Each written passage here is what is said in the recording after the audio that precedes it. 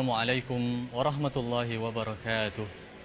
Alhamdulillahilladzi khalaqal insan 'allamahul bayan wasyamsa wal qamara bihusban. Wassalatu wassalamu ala khairul bariyati wal anam wa ala alihi wa sahbihi ajmain. Saudaraku, saudariku rahimani wa rahimakumullah. Allah Subhanahu wa taala telah menciptakan makhluk agar mereka beribadah kepadanya, melaksanakan perintahnya dan menjauhi larangannya. Maka kita lihat dalam kehidupan kita sehari-hari berapa banyak manusia yang sudah lari dari perintah Allah SWT. Mereka tidak lagi mempedulikan apa yang difirmankan oleh Allah SWT. Perintah-perintah Allah SWT mereka langgar. Bagaimana bisa mereka melanggar perintah Sang Khalik, padahal Dialah yang telah menciptakan mereka.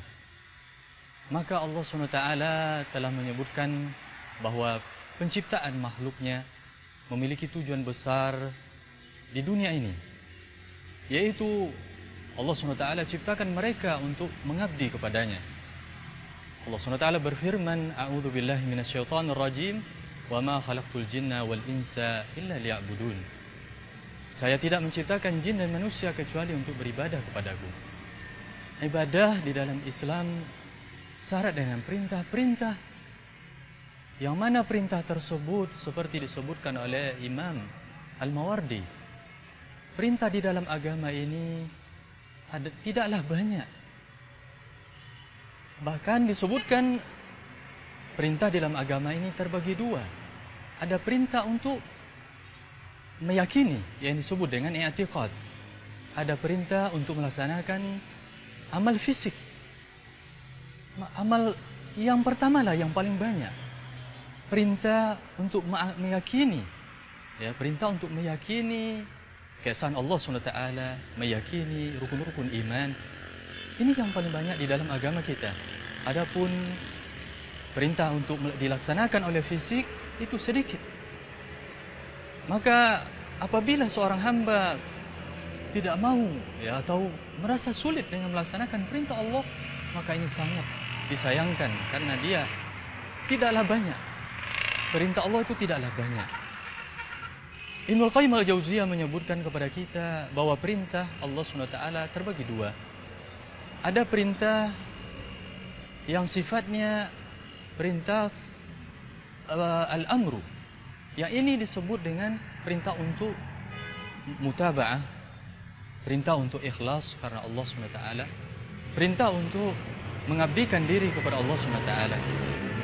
Kemudian yang kedua ada perintah qadai, yaitu perintah agar kita menerima takdir Allah Subhanahu wa taala. Karena takdir Allah Subhanahu wa taala kepada hamba telah ditetapkan sebelum hamba itu diciptakan, sebelum diciptakan alam semesta ini 50.000 tahun sebelum mereka diciptakan. Maka apabila hamba melaksanakan perintah dan dia merasa sulit untuk melaksanakan perintah tersebut, maka Allah SWT menyuruh dia untuk melaksanakan perintah yang kedua, yaitu perintah qadai, agar dia bersabar atas kesulitan-kesulitan yang dia dapatkan dalam melaksanakan perintah, agar dia merasa ridho atas segala ketetapan Allah SWT. Dan inilah tingkatan yang terbesar ketika seorang menerima perintah Allah SWT dan menerima musibah dari Allah SWT. Maka seorang hamba sudah sepatutnya dan sepantasnya untuk melaksanakan perintah dan melaksanakan ibadah, karena ubudiyah adalah hak Allah SWT, dan ini wajib kita taati dan wajib kita laksanakan. Yang perlu diketahui oleh seorang hamba bahwa ibadah yang dia lakukan bukan terbatas kepada nilai-nilai lahiriah, tetapi ada nilai yang lebih besar daripada lahiriah, yaitu nilai batiniah. Yang pertama, para ulama menyebutkan yang pertama adalah menjadikan seorang hamba itu bertakwa kepada Allah SWT. Allah SWT menyebutkan di dalam Al-Quran, Inna salata tanha anil fahsya'i wal munkar. Sesungguhnya salat itu mencegah dari perbuatan keji dan mungkar. Apabila seorang telah meninggalkan perbuatan keji dan mungkar, maka dia sudah sampai tingkat takwa. Bagaimana dia beribadah kepada Allah SWT? Apakah itu ibadah salatnya, ibadah puasanya? Seharusnya membuat dia lebih bertakwa kepada Allah SWT. Pelaksanaan haji juga memiliki nilai ketakwaan. Nilai ketakwaan. Allah SWT menyebutkan di dalam Al-Quran, A'udzubillahi minasyaitonirrajim, wa tazawwadu fa inna khairaz zadi taqwa. Sesungguhnya fatazawwadu, bersiap-siaplah dengan takwa, berbekallah dengan takwa. Fa inna khairaz zadi taqwa. Sesungguhnya sebaik-baik bekal adalah takwa. Yang kedua, hikmah besar dalam pelaksanaan seluruh ibadah adalah membuat hamba semakin tunduk dan patuh kepada Allah SWT. Semakin menerima perintah Allah, menerima aturan Allah SWT. Karena kata-kata ibadah syarat makna, di antara maknanya adalah at-tadallul, penghinaan diri kepada Allah, ketundukan, kehusyuan, kepasrahan untuk menerima aturan Allah SWT.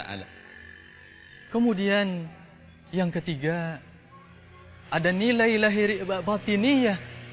Nilai batiniyah yang harus diketahui oleh seorang hamba ketika dia melaksanakan ibadah-ibadah yang diperintahkan oleh Allah SWT, yaitu menjadikan dia semakin tawadhu kepada Allah SWT,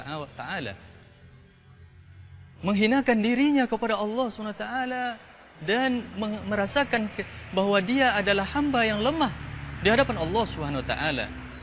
Hamba yang lemah, bagaimana tidak ketika dia melaksanakan puasa, maka dia merasakan lapar. Lapar ini adalah sifat lemah. Maka dia setelah meyakini dan tahu bahwa dia adalah lemah, maka dia bertadarruk kepada Allah Subhanahu wa taala. Kemudian ada nilai lain dalam pelaksanaan ibadah adalah rasa malu seorang hamba ketika berbuat dosa. Allah SWT menyebutkan kepada kita ketika hamba disebut nama Allah, ketika dia berzikir kepada Allah SWT, maka wajilat qulubuhum. Ada hati yang takut kepada Allah SWT. Hati yang takut di sini disebut oleh para ulama seperti Ibnul Qayyim Al-Jauziyah. Takut di sini lebih kepada rasa malu hamba kepada Allah. Kenapa? Karena seorang hamba yang telah menghinakan dirinya di hadapan Allah, melaksanakan ibadah kepada Allah, berharap pahala di hadapan Allah, maka dia akan malu ketika dia ingin berbuat dosa di luar ibadahnya. Dia akan merasa malu. Karena dia merasakan bahwa Allah selalu melihatnya. Dia memiliki nilai ihsan yang dia bangun pada dirinya, nilai ihsan. Dia merasa dia dilihat oleh Allah. Apabila dia tidak dilihat oleh Allah, merasa tidak dilihat oleh Allah, maka sesungguhnya Allah melihat dia. Kemudian nilai terbesar yang juga didapatkan oleh seorang hamba di dalam ibadahnya, yaitu menjadikan hamba semakin dekat dengan Allah Subhanahu wa taala. Bagaimana tidak Allah SWT menyebutkan di dalam Al-Quran, di dalam surat Al-Baqarah, A'udzu billahi minasyaitonir rajim. Wa idza sa'alaka 'ibadi anni fa inni qarib ujibu da'watad da'i idza da'an.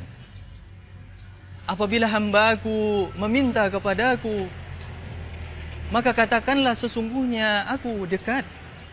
Ujibu da'watad da'i idza da'an. Saya akan memperkenankan apa yang diminta oleh hamba-Ku. Subhanallah, bagaimana Allah begitu ramah kepada hambanya.